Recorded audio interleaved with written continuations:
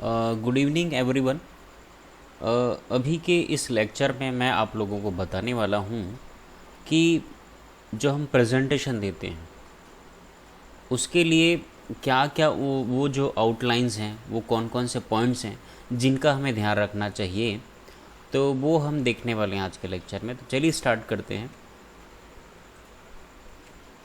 तो देखिए, किसी भी प्रेजेंटेशन को इफ़ेक्टिव बनाने के लिए या बहुत ही अच्छा बनाने के लिए जो ज़रूरी चीज़ें हैं जिन्हें हमें ध्यान में रखना है और उसके बाद हमें प्रेजेंटेशन देना है, तो वो कौन कौन सी बातें हैं वो हम देखते हैं। तो केयरफुल प्लानिंग। तो देखिए, हम प्रेजेंटेशन देते वक्त, है ना, हमें किसी टॉपिक पर प्रेजेंटेशन देना है तो उसके लिए हमें एकदम सिस्टमेटिक प्लानिंग की ज़रूरत होती है कि जिस तरीके से, अगर मैं क्रिकेट का बल्लेबाज हूँ तो अगर कोई गेंदबाज फास्ट बॉल डालता है, कोई स्पिन डालता है, तो उसके लिए मुझे प्लानिंग करने होते हैं कि भाई फास्ट बॉलर को मुझे ये ऐसे प्ले करना है, स्पिनर को मुझे ऐसे प्ले करना है।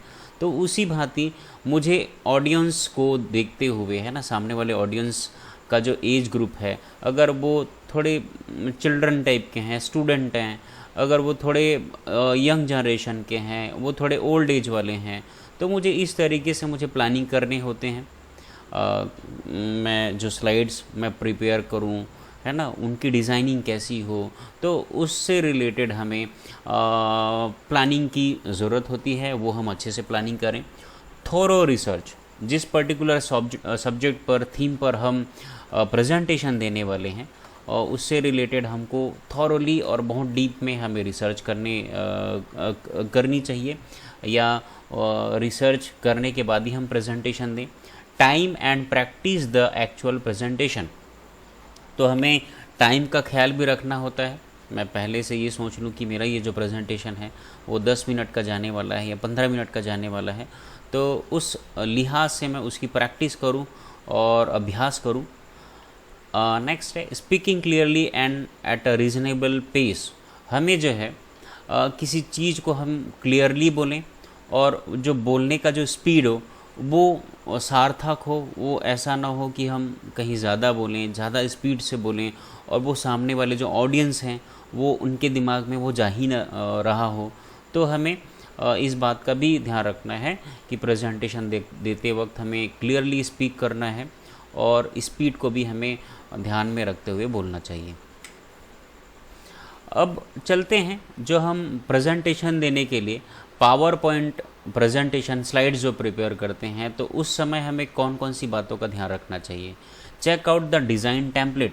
जो हम डिज़ाइन यूज़ कर रहे हैं अपने पावर पॉइंट प्रेजेंटेशन के स्लाइड्स में, उसके टेम्पलेट को हम चेक कर लें, कहीं वो सूदिंग है कि नहीं, वो थोड़ा अट्रैक्टिव है कि नहीं, वो थोड़ा कंफर्टेबल होगा कि नहीं होगा ऑडियंस के लिए। तो हम ऐसे डिज़ाइन टेम्पलेट को ऐसे चयन करें, उसको सोच समझ करके। Use standard position, colour and style. तो जो हम स्लाइड्स के हेडिंग है, सब हेडिंग है, उनका हमें स्टैंडर्ड पोजीशन, उनका कलर और उनका स्टाइल का भी हमें ध्यान में रखना चाहिए। ओनली यूज़ नेसेसरी और एसेंशियल इन्फॉर्मेशन। हमारे पावर पॉइंट का जो स्लाइड्स हम बनाएं उसमें हम सिर्फ नेसेसरी और ज़रूरी इन्फॉर्मेशन ही डालें, ज़बरदस्ती का इररिलेवेंट चीज़ उसमें ना डालें। Content should be understandable to anyone who reads it. जो हम कंटेंट जो टाइप करें वो बिल्कुल ही अंडरस्टैंडेबल हो, समझने योग्य हो, जो भी रीड करे एक ही बार में मुझे समझ में आ जाए। You shouldn't have to explain it to them. हमें वो कंटेंट ऐसे रखने चाहिए अपने प्रेजेंटेशन में, हमें सामने वाले को समझाने की ज़रूरत ना पड़े, शॉर्ट में लिखें हम कुछ इस तरीके का। फिर देखते हैं when creating your power point slide, वो भी उसी का ही हिस्सा है। पावर पॉइंट बनाते समय हमें किन किन चीज़ों का ध्यान रखना चाहिए। Use colours that are contrasting but not jarring और डिस्ट्रैक्टिंग। हमें ऐसे कलर्स यूज़ करने चाहिए बैकग्राउंड के लिए, अपने फॉन्ट कलर के लिए, जो वो कॉन्ट्रास्ट लेवल उसका बढ़िया हो, वो थोड़ा डिस्टर्बिंग ना हो, है ना, सामने वाले को इरिटेटिंग ना लगे। ऐसे कलर्स हमें यूज़ करने चाहिए थीम के लिए, बैकग्राउंड के लिए। If you use effects transition and animation, try and make them relevant and consistent.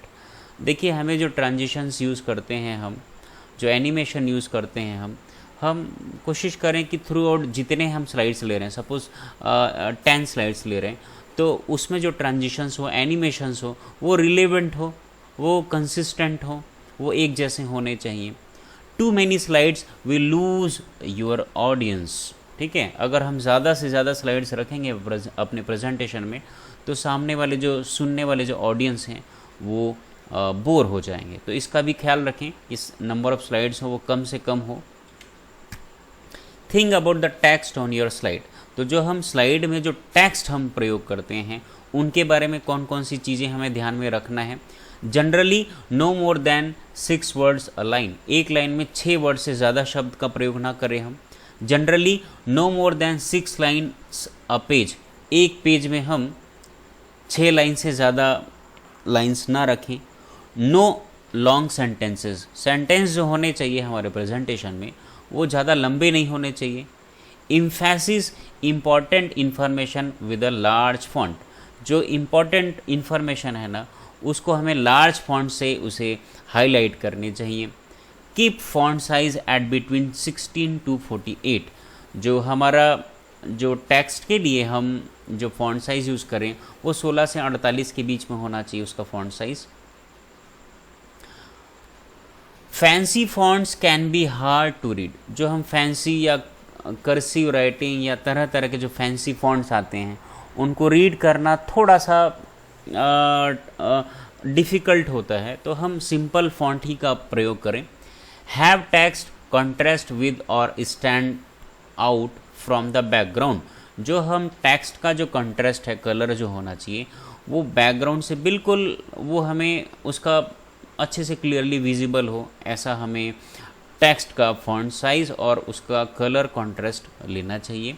Avoid abbreviations and acronyms. हमें जो शॉर्ट फॉर्म्स होते हैं है ना, जैसे कि शॉर्ट में हम लिख देते हैं कई कई शब्दों को, तो ऐसे एब्रीविएशंस और एक्रोनीम्स को हमें नहीं प्रयोग करने चाहिए अपने प्रेजेंटेशन में।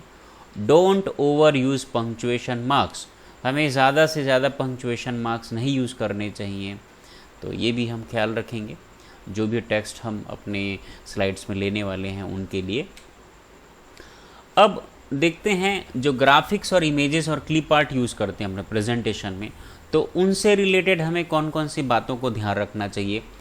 Should enhance and complement the text, not overwhelm it.